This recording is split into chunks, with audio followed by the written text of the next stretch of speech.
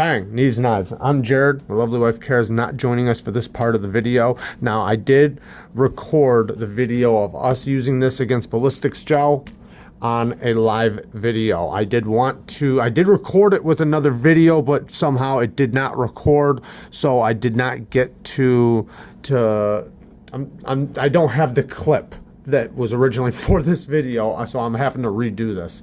And not only that, I was going to try to take the clip out of the other video and put it in this video. Can't do it for whatever reason. It just will not work. Also, I want to thank Acuminous Edge for sending us this knife for us to be able to do the awesome live video we did cutting this ballistics gel. Thank you very much, brother. We love you and we appreciate all the support you've always given us since the beginning. Thank you. So, if you want to watch the actual cut test, you are going to have to go over to our Spyderco Civillian live cut test where we performed it live. Now, since it was live, I wasn't able to do no zoom-ins or slowdowns or any of the stuff that I wanted to do. So, I apologize for that. I do not know why the system will not let me get that clip over here. It lets us do other clips, but not that clip. So, please go check out these 3 channels. Kyle, at this point, is doing a $1,000 giveaway. Once he hits 1,000 subscribers, please go check him out, especially so you can get in that giveaway. I'm going to join it too. If I'm one of his subscribers, but if I win it, I'm just going to have him give it back to you guys. So maybe you'll have 2 chances, I guess. I don't know if that even works that way, but I promise to attempt to win it, but I won't win it. If I do, I'll give it away.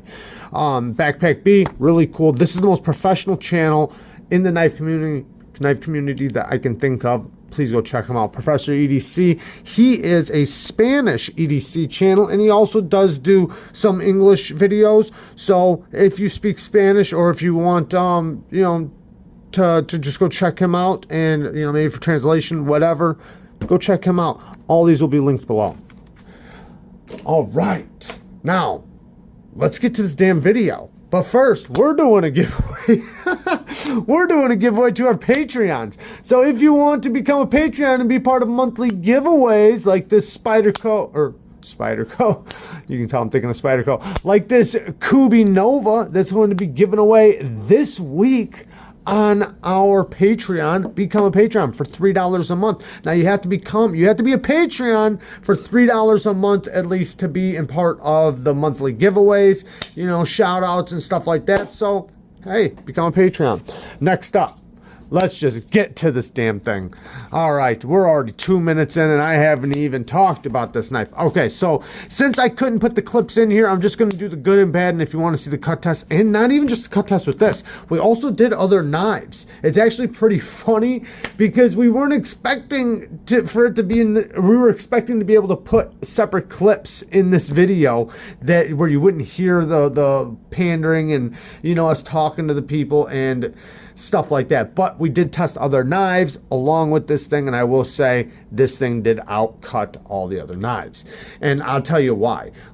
This leads to one of the things that I really like about this knife, and I'll tell you in 1 second. First up, let's just do some quick size comparisons. So first up, the PM2. Oh, you know what, okay, so from my measurements, this knife is 9 inches and 1/8 long, so 9 1/8 long with a 4-inch blade, and that's my measurements from my measuring tape. Here is the Spyderco PM2, just with a serrated blade, and then here is a Benchmade Cotillion, the large one, and man, I think that's good enough. Yeah. There you guys go. There's some size comparisons. It's a 9-inch knife, so it's not a small knife. It's definitely a big knife. And the reason why it definitely cut a little bit better than other knives was because when it starts cutting, it's already inside. So like when you swing it or when you use it, right, the tip, bam, is already inside. So now when your force comes behind it, now it's cutting after it's already stabbed. Now another knife is going to be like this. Once it hits, it starts cutting. it's not already inside of you. So unless if you do a stab first and then start cutting. So if you're doing a cut where you swing it and cut like that, or you cut just like that, then this knife definitely outperforms knives because it stabs first, then cuts. So it definitely does its job, you know, well. And you know, this knife was specifically made for law enforcement, special agents, and stuff like that were going to be in situations where they couldn't have their firearm. So they needed something deadly when they couldn't have their firearm, because they're going to go into situations where they couldn't have the firearm, but they could have a knife. So this was what they, you know, something they asked for, and Spyderco made it for them. Now, this is a back lock. So right here, I like how they put that little divot there. It makes it nice and comfortable for you to unlock. And then they have the choil right here that you can use to hit your finger when you swing it down. So you push the back lock, swing it down, it hits your finger, then you close it. Now, deploying this thing, you do have to add a good amount of wrist. You're not just gonna flick it out. So you will have to give it a little wrist. Even with the middle finger flick, you have to give it some wrist. The blade is VG10. It is a hollow ground blade with serrations that are only one-sided, as you can see. VG10's a decent steel, especially for something like this that is basically a one-trick pony. Now, I originally thought this was like for rescue services or something, maybe for getting behind seat belts. But, you know, now that I realize, yeah, this round part would be nice at getting behind seat belts and cutting them. But you have a very high probable, you know, you got a high probability that you're going to stab whatever you're trying to get behind because of how fine this tip is. This is a very, very fine tip that can break very easily. The clip works nice. It's reversible from tip up or tip down, but it is right-handed only. You do have quite a bit hanging out of your pocket. The G10 is nice and grippy, which is nice because you want something that you know isn't going to be pulled right out of your hand, especially when you get into something. And let's be honest, this thing was made for only one purpose, and that's cutting flesh. So you want it to hold on, especially if you hit bone or anything like that, in which this could snag, you know, and be pulled maybe, you know, like as you're swinging. Now, this thing is very manipulatable, I guess, for like with the slow roll, and let me lift this camera up just a little bit, and switching grips. You can get a nice roll with it. It is very wieldy, I guess. It's very easy to switch grips.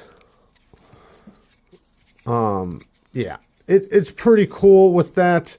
I can manipulate it pretty easily, but like I said, you do have to use a lot of wrist to deploy it.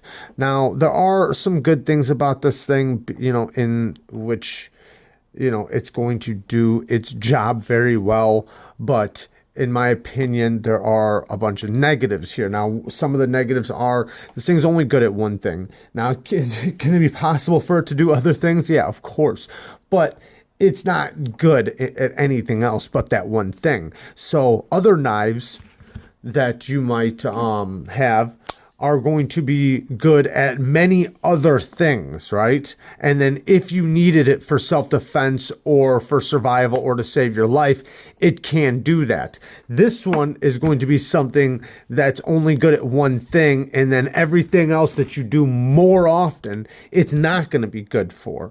So, you know, you see where I'm going there. You know, you can use the other knives all day for EDC tasks, etc. And then if you ever run into a situation where you need to save your life, the other knife can do that for you. This one's, you're only going to be carrying it on you to rescue you or to save your life.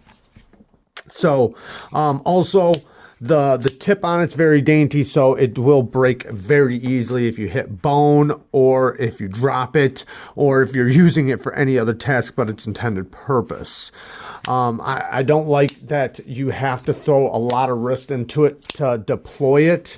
Now, if you're trained with it and you're used to it, yeah, you already know what you got to do to deploy it. But in a self-defense situation, right, it's already hanging out of your pocket a significant amount. You know, no matter which side you put it on, is hanging out of your pocket. Now, that's good in the sense that you can get something quick to pull, or you can grab something and pull it out quick, but everybody sees it unless if you have it concealed in another way. But then when you do get it out, you gotta, you know, really, you're not just gonna be able to go and pop it out. It's not like that. You can't do that. So you're gonna have to really, you know, make a large movement to get it out and ready. So I don't like that. I think you're going to, I mean, everybody's gonna know you just whipped out a knife. I mean, I don't know if that's, you know, depending on your situation, I guess. But yeah, you can get used to it though. You just gotta really put some thrust behind it.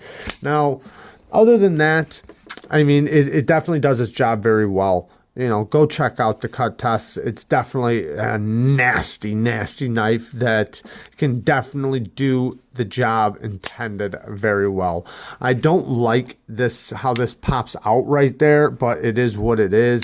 It doesn't hurt you in any way. It doesn't really snag or nothing like that, but it just looks kind of weird that that sticks up. Other than that, I mean, like I said, it does its job and it does it well. Peace.